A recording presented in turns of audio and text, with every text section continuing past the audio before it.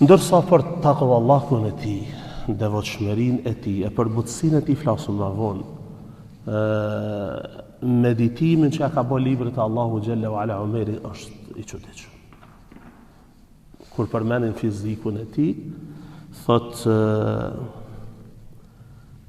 Al-Muttalib ibn Ziyad, i cili përcjell për Abdullah ibn Isa, thot se Omeri radiallahu ta'ala anhu i ka pas 2 vija të zeza në syt e tij, cilat aludonin dhe tregonin se Omeri radiallahu ta'ala anhu çante shumë. Cilat kanë qenë shej që tregojnë se Omeri radiallahu ta'ala anhu ka qenë prej atyre që kur lexoni librin e Zotit çanin shumë. Ndërsa Hasani radiallahu ta'ala anhu, rahimahullah, Hasan al-Basriu, kur e përshkruan takvallahin e Omerit, thot ndodhte se kur lexonte në wirdin e tij, çka ka për synim? Ka për synim pjesën e caktuar të Kur'anit që ka nda gjatë ditës që ka me lexuar. Ka qenë tradit e selefëve. Edhe kështu duhet me qenë tradit e çdo muslimani, që libri Allahu xhalla wa ala gjithsesi leximi i tij me pas hise në dijen e tij, do thot në ditën e tij patjetër.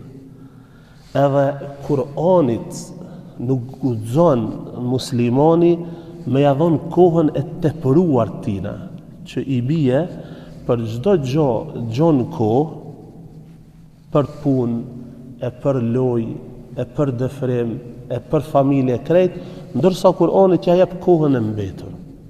Kjo është problem. Kur'ani dush me avon në vaktin më të mirin që e kiti në ditën tënde. Bismillah, mas namazit sabahit. Fillo ditën me leximin e tij.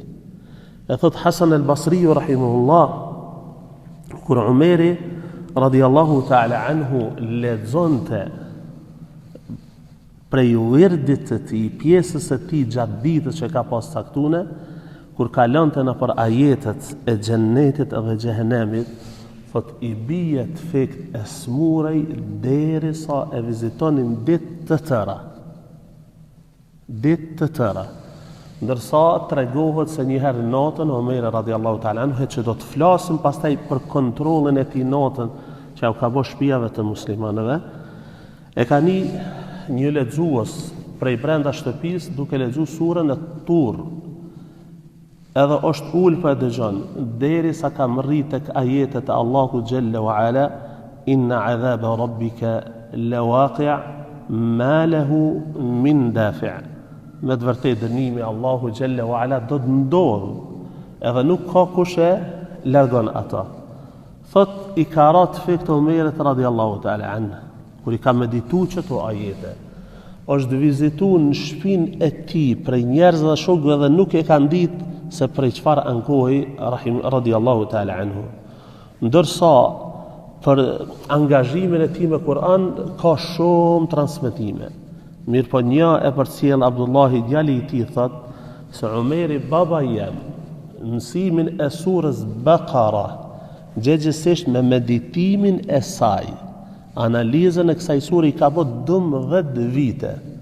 Kur e ka mësu këtë surë dhe ka përfundu, thot ka therr kafshë dhe ka bërë gosti, edhe i ka mbledh familjarët e tij për këtë përfundim që ka bërë.